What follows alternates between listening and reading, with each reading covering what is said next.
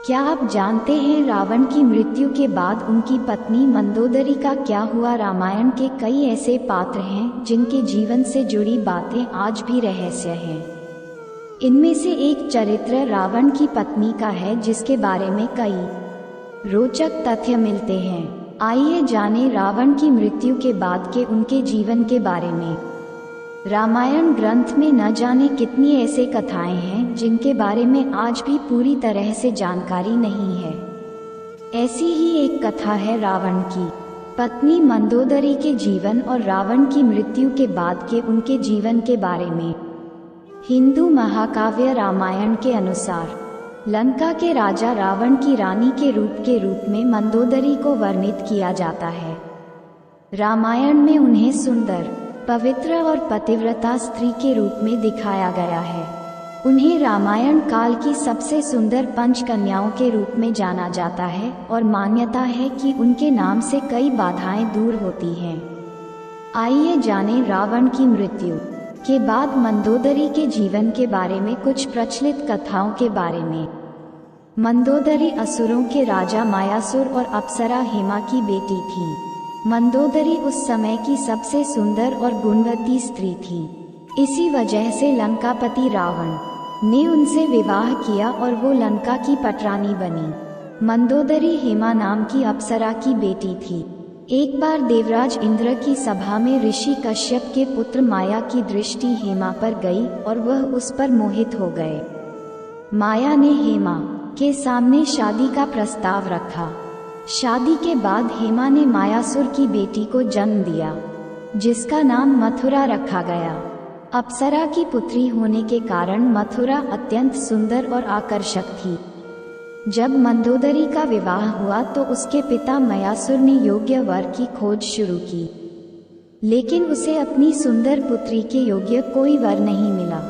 मयासुर ने मंदोदरी को रावण से मिलवाया। जैसे ही रावण की दृष्टि मंदोदरी पर गई, वह मोहित हो गया और उसने जल्दी से विवाह के लिए प्रस्ताव रखा।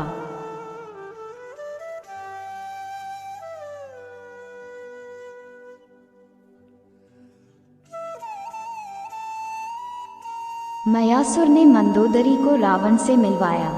जैसे ही रावण की दृष्टि मंदोदरी पर गई, वह मोहित हो गया और उसने जल्दी से विवाह के लिए प्रस्ताव रखा।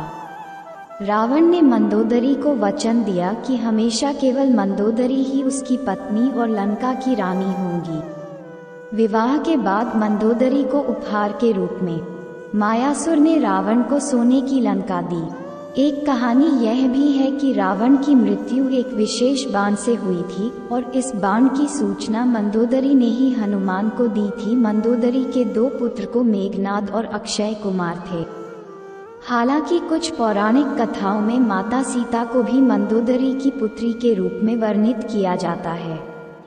मंदोदरी को एक पतिव्रता स्त्री के रूप में याद किया जाता है और अपने पति रावण के लाख दोषों के बावजूद मंदोदरी उनसे प्रेम करती थी और उन्हें अपना सर्वस्व मानती थी। यही नहीं, मंदोदरी रावण को हमेशा सन्मार्ग पर चलने की सलाह देती थी। रामायण में रावण के प्रति उसके प्रेम और निष्ठा का वर्णन उस समय मंदोदरी ने विभीषण की शरण ले और उनकी पत्नी के रूप में जीवन व्यतीत करने लगी। हालांकि रामायण में इस बात का कहीं बहुत ज्यादा जिक्र नहीं है और कुछ लोगों का मानना ये भी है कि रावण की मृत्यु के बाद मंदोदरी ने मृत्यु को चुना और वो सती हो गई। रावण की मृत्यु के बाद मंदोदरी के जीवन से जुड़े अन्य तथ्य। एक पौराणिक कथा इस बात का जिक्र मिलता है कि रावण की मृत्यु के बाद राम ने मंदोदरी को सांत्वना दी और उन्हें रानी और उनके पति की विधवा के रूप में उनके कर्तव्यों की याद दिलाई।